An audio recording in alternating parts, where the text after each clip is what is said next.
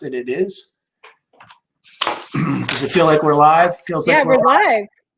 Hello, everybody. Welcome to Mile High Recovery Chat. I'm Brice, and I'm here with Lindsay. Hi, guys. Hi.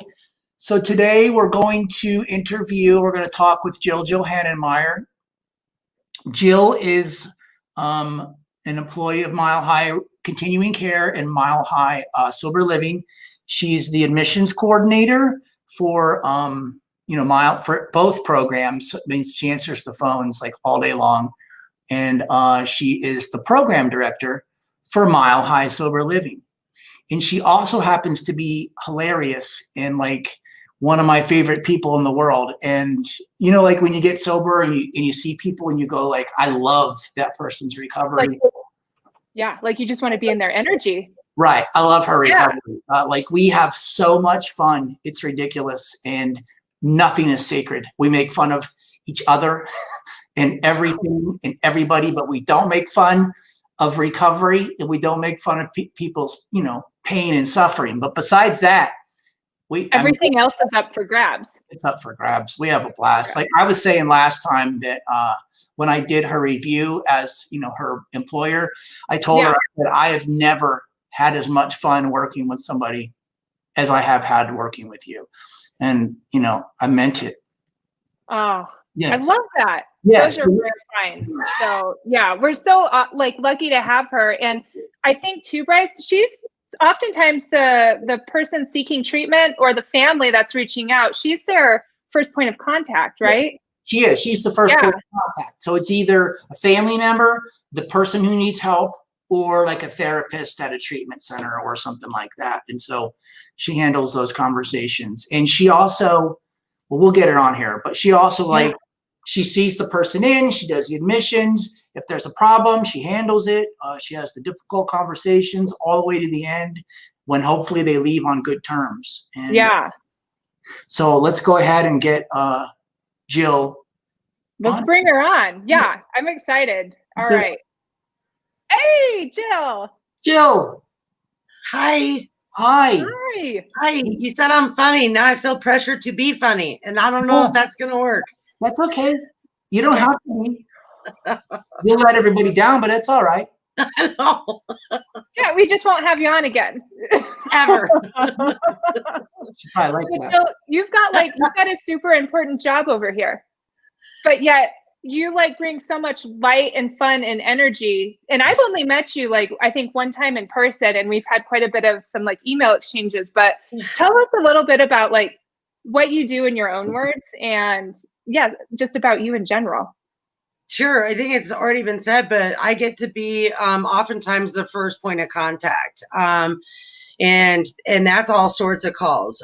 People find Mile High Sober Living on Google when they're looking for help with addiction, or gosh, who knows what they look up. But I'm getting calls for all types of folks, and it's really neat. We get to I get to work for a guy who's really cool with me, selling other treatment centers. That guy, just because we want to help people. So though the goal is to get folks into our treatment program, I'm applauded for helping them just get help, right? And man, that feels good. So I get to do the recovery thing while I'm at work, and I get to work in this field. But I get to talk to folks, like Brice said. Sometimes it's the folks, sometimes it's the actual person looking for help with addiction, and sometimes it's a therapist thinking that we're the best fit. But that's kind of fun. I love doing it because I remember when I finally wanted to do something different, and boy, was that a challenge figuring out where to start, right? And man, I don't know. It just feels good to kind of point somebody in the right direction. I got handed a packet a couple days off of heroin and said, "Here, call these numbers." Oh my God! I don't know what to do here. So it's pretty cool. I love that. I love that so much. And so you're actually our first Mile Higher of the week. So you are our featured employee that we put some information out about what you do for Mile High Continuing Care. And actually a part of that was your own recovery, your own journey into this amazing life you have. Maybe you could tell us a little bit about what that journey was like, you know, coming from active addiction into, you know, this amazing life in recovery. Okay.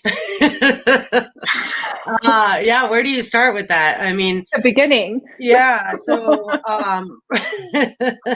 25 years worth of stuff, right? So yeah, I was you know, actively using drugs in high school and addicted to one substance or another, right? The solution to my problem with drugs or alcohol would be a different drug or alcohol. And did that until I was 38 years old. You know, and that's kind of like where things started. I can tell you at my daughter was 12 years old, and in 2012, I got my second DUI with her in the car. In the holding cell that night, I stopped drinking. I was done with it.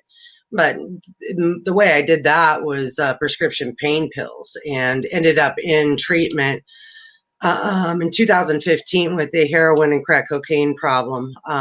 Definitely, that's when recovery started looking like recovery. It wasn't another pill. It was meetings. It was following direction from other people and not Jill's ideas anymore. So that was the one and only time I went to residential treatment. There, I was told to go to 12-step meetings, and I sat in those meetings for at least 3 months before I started like wanting to be there. And I went to 3 of them a day. So it's always fun for me to get somebody on the phone that says I'm not doing that. I don't like it. I said, neither do I, and it's why I'm alive today. So, you know, I was told from residential treatment also to go to sober living. And I said, don't you understand? I'm different. I'm 38. I've got a kid. Yeah. I don't need this. And they did understand. They knew I wasn't different and told me to do it anyway. So I did. And then I went to intensive outpatient treatment, just like, you know, every different person. And yeah, the outcome's been an awesome life. And yeah, I can't even begin to tell you how awesome. And every year it gets more. So You just had 5 years, right? You just got 5? I had 5 years in August. Not bad. Yeah. And That's so awesome. you went to sober living, and so you've lived in sober living. You left there sober, and it was, you know, good experience for you. And then, so talk about how you met me and how you found Mile High Sober Living. Yeah, I love this part.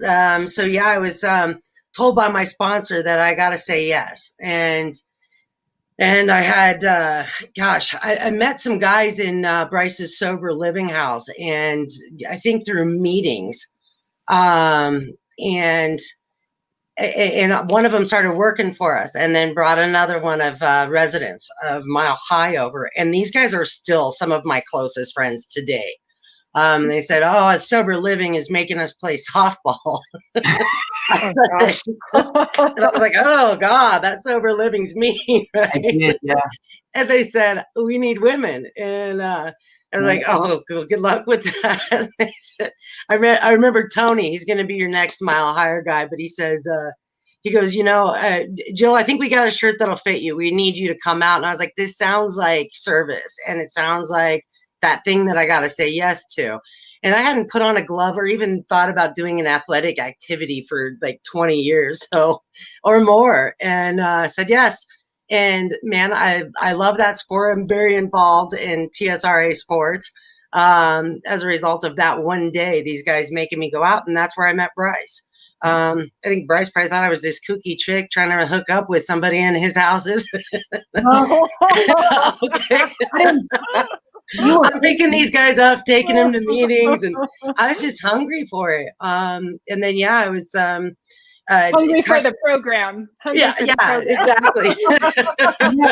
You were doing meetings at Arapahoe House. You were doing meetings there for free, right? And I didn't think you were it was a service position for hospitals and institutions. I got the honor of taking meetings to Arapahoe Houses, women and children out there. Wow. And it was wild because they shut that facility down, and I was out there 2 days a week. And that was when Brice was looking for somebody to step in for the women's houses as a house manager.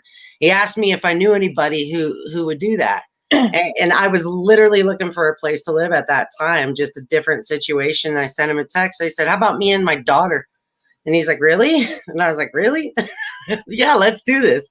So yeah, and it's been great. It was by my daughter's hand, really, that we ended up, yeah, even entertaining it. And it's huge. So yeah, that's how I'm part of this community. Yeah. So what she's saying is she was like, because I had a woman's house and it's a different animal. It's really difficult. And I struggled with my first house, but I loved Jill and her recovery and I thought she'd be a great house manager. But when I asked her, she was like, well, yeah, but I have a daughter, 17-year-old daughter. And, at first I was like, well, we can't do that. And then I thought about it for like a couple of minutes. I was like, well, why can't we do that? Right? Maybe we can. And so I asked some questions and we did. Devin finished her senior year there, her daughter at School of the Arts. And, same rules. She had to be, clean and sober, but she was 17, so, and the truth is she's more mature than, in some ways than me. 100%. Right. But it was like this totally like, great story. And, Jill came, and when she was like the missing piece for me as a woman house manager, managing women, because then I was able to add more women's housing. And today she's the program director, which means she runs all of it. She handles the men's housing. She doesn't live there, obviously, but she handles all the house managers. And when there's a problem, Jill's on their butt. And she has this like personality that she can walk into a house. She can talk to women and she can talk to men, right? And like an authoritative way, which she can lay down the law is what I'm hearing. And that's difficult for a woman to talk to some of these guys because some of these guys are tough guys, right? But they respect her. And so I want you to talk about like when you're on the phone and someone says, well, tell me about your program. You do this pitch and it's our program. And I want you to like talk about the pitch. And then hopefully Kara's going to join us and we're going to hear like what the pitch is, what Mile High is, what makes it special, what makes it different and the best in my opinion. And what Kara will say, well, here's what it was, really like. Here's the truth is what Kara's going to say. Here's what happened. And also she's a year sober today. So yeah, got a year, so it's a real success. So yeah, she is one of the success stories for sure. So give us the pitch. Tell us about Mile High Sober Living. Well, it's a pitch. I don't know. It's it's a community. I can be in my car and any of our, between the treatment center and the housing within 3 minutes. So, it's a community that I like to talk about like outside of COVID. And what that is it's community. We're getting together every day of the week as, all the houses, barbecue, sports, 12-step stuff and, workshops. We've done book clubs. We've done open mics. I mean, it's about having fun. And to me, that's why people stay, right? You come here because you want help, but you stay because it's fun. And that's what we're about. But I mean, obviously, I think I've said 12 steps enough times to know that that's really the heart of what we're doing here. All the house managers are in long-term recovery by means of 12 steps. And so that's a big part of it too. But, we've got the clinical team over there to kind of help with things that me and the house managers can't, right? Trauma, mental health.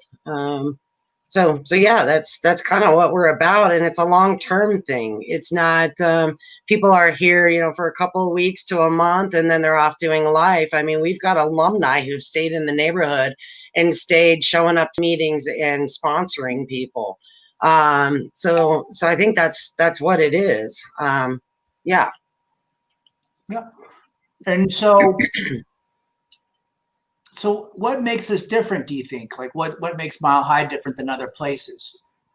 The community aspect of things, I think that, I was lucky to go to a sober living where I call the woman, that owned it in a friend. And why is because she was a fun lady who wanted to do things and kind of show people how to do life sober. And that is something that, Brice does too. Obviously making people play softball. And, and then something that like, it's, I ended up loving it, but right, there's folks that like book club, and they don't want to play sports. So that's the thing. We offer a lot of things, and just real community things that's not happening. And real high accountability. I mean, there's a lot of freedom in what we do, but it's matched with the accountability piece of, what are you doing? We're suggesting all the times how people can beef up their recovery program by not 12-step solution, right? By, hey man, you're gonna have a lot more energy if we go to the gym, or let's go for a walk and try and match common interests with folks. This guy likes to go for hikes too. Go call him up. That Right. type of stuff. 12 step is like, there's like the community aspect, right? It's something to do. And there's like, you discover spirituality and you get to like mentorship, sponsorship, but, and we don't talk about it, and it might not be that, I don't know, it's important to me, but the actual steps is like a transformational process that like, when you do it, you go, that was just magic, right? And nobody wants to do it at first, obviously, but I don't know, but we have the sports and we have the workshops and barbecues, and I think people have fun. I mean, don't you? I know they do. Yeah, they do. They have fun. They have new friends. They, they shoot the shit. They mess with each other, and I don't know. It's fun. It's like 12-step camp or something like that. So I'm in a group text with every single one of the houses, and I think it's like the light of my day so often is because, I see the banter going on, and it's ever changing, right? As people come in or people leave, but it's always beautiful stuff. I mean, there's, it's ridiculous how often I'm laughing. And I'm so grateful for it. Oh my God.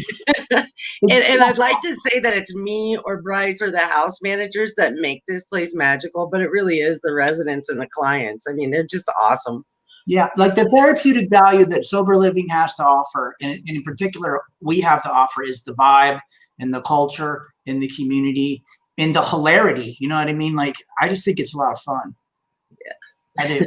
And so we're going to bring on our guest. Lindsay, do you want to introduce? Yeah, absolutely. So we're going to bring on Kara, who is going to be is celebrating today 1 year sober, and she actually, I'm going to bring her on now.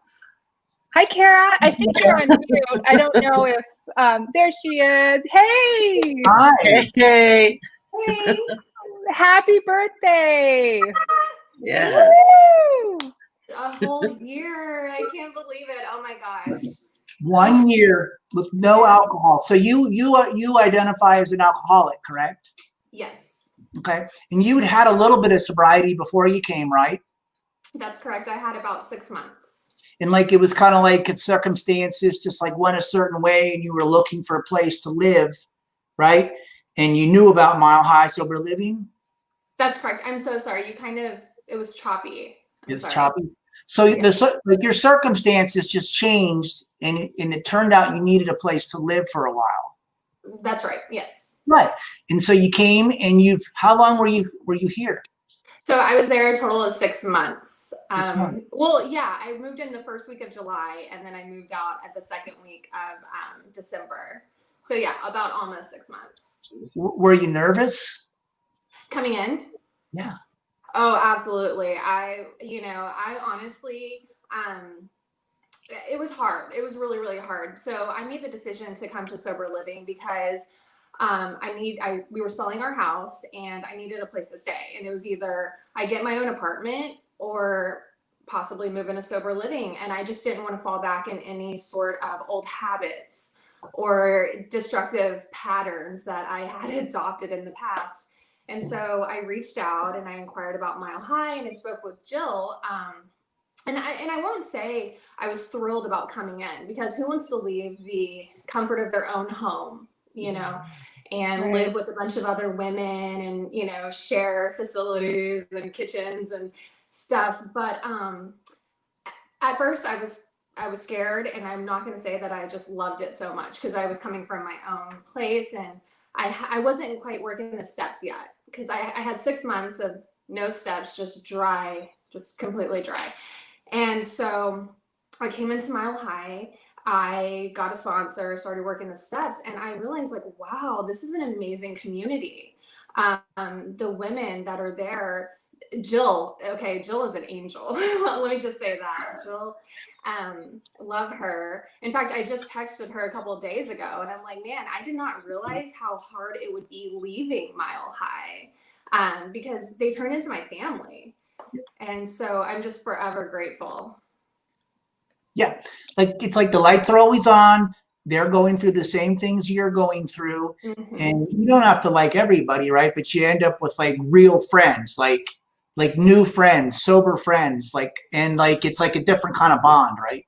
Oh, absolutely. I mean, some of the women I consider, even though I've only known them maybe 4 months, I'm like, this is my sister for life. It's just that bond, because we get each other. And of course, you're in that, you're so vulnerable. Like, you're discussing, I guess, probably the hardest aspects of your life, truly. And these women are there with you, and they get it. They don't meet you with judgment. It's like, hey, yeah, girl, I'm there too. I get it. And it's just really comforting. It's really comforting. Everybody's there to support each other. Everybody genuinely cares.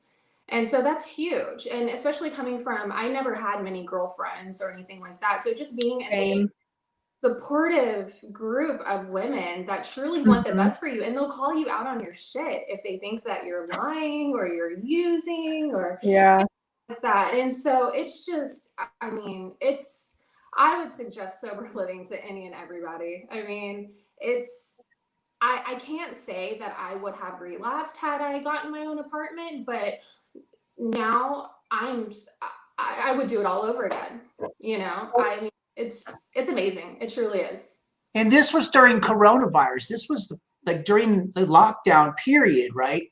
Correct. And so the rest of the world, a lot of people were relapsing and still are relapsing, but like the rest of the world had to isolate. The government said you were going to stay home, but you were in a sober house with other women and had a community, right?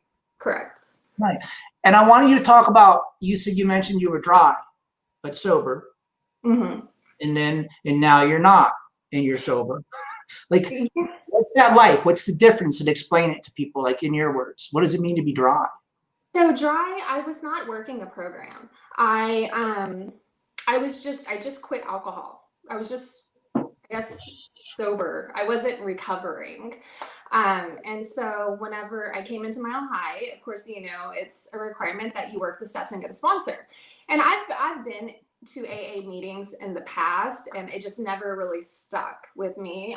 Probably because I was in the throes of addiction, wasn't ready to get out yet.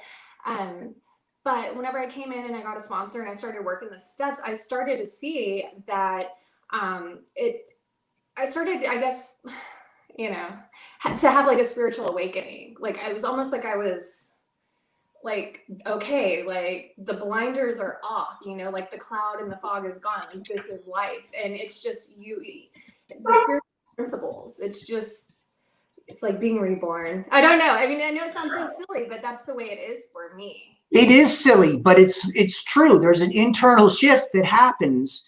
And when you're when you're drinking and you take alcohol out of your life, when I did, I was grumpy and I was depressed and I was anxious and I didn't want to be around people. And then after I did it, something happened, right? And now I don't act and react the same to life and problems. And it is hard to explain. I can't explain why I like going to AA meetings still, or any kind of 12-step meeting still. I just like it. And something happens when I go there. Yeah, I mean, it's truly a spiritual experience. And then on top of that, like, I'm able to let go of resentments that I held in the past. So like whenever I was sober, I still held on to a lot of anger. I still held on to a lot of hurt, and it was just, I wasn't truly, I guess, going in deep and doing the inside work. I just did the outside work, and the outside work was giving up the alcohol. But once I started to do the inside work, that's when everything changed. And I'm just, I'm like, man, why did I do this years ago when this was suggested to me the first time? But I mean, I'm just forever grateful. And I don't I don't know where I would be right now if I hadn't started working the steps 6 months ago. Yeah, 6 months ago, about 5 actually. But I don't know where I'd be right now. I feel like I would still be sober, but I don't think I'd be the happy that I am now. Yeah. And who wants to be sober and miserable, right? No. I have to ask, Kara, did you play softball? No. No, I'm not very coordinated. Not even See, that's yeah. I hear playing softball and I think like, no, like I don't think I'm that coordinated either. But I get what you're saying too about like that spiritual experience, because to try and explain it to someone that hasn't had like a recovery experience and like explaining why I still like going to like 12-step meetings, there's just, you catch like that light. Other people have that light and you go and be with other beings that resonate with you and that you can laugh with and you can cry with, and it's safe. And yeah, the coffee tastes like shit, but it's all a part of the experience, right? I love it. Yeah, just the camaraderie. It's such a good feeling, like just the fellowship. You're amongst a bunch of people just like you, trying to get better, and you're just doing it together. It's good. Oh, well, I love it. And again, like happy 1 year sober birthday. Like that's just such a special thing. Yeah. And it's so great and you and I have actually never met. So this speaks to kind of like the connection that people share that are in recovery. Is Kara and I have a closeness that is like inexplainable, but we have this bond even though we have never met. And I think you initially reached out to me on Facebook and had asked, because I'm pretty vocal about my recovery, and had asked if I knew of any women in the Denver area that might be open to sponsoring. And we just kind of stayed in contact and have grown, I think, a really special friendship. Oh yeah, I just adore you. I can't wait for the day we meet in real life. But yeah. I know, me too. Awesome. Cool. Well, yeah. Thanks for jumping on. I think you said you were actually leading a meeting later this evening, correct? I am in about 2 minutes, but I just wanted to say thank you so much for having me. And thank you, Jill and Brice. You guys are amazing. And what you're doing for the recovery community in Denver is awesome. And you guys are truly angels in my eyes. So, and you are too, Lindsay. Oh, thanks. No, but it's true. Jill and Brice, like, yeah, and the programs that Mile High offers, it's so great to hear. And you're such a success story of all of that. So thanks for jumping on and sharing that with, anyone out there that's listening right now that's struggling with addiction, or if you're someone watching that has a family member kind of going through the throes of addiction. Kara is the perfect example of what the Mile High continuing care programs look like after you've gone through it. So have a great meeting, cheering it and leading it and helping others like in their own recovery. So have a great night, and thanks for jumping on. Thank you. Bye, guys. Thanks. Congrats, Kara. Thanks. Bye-bye. Awesome.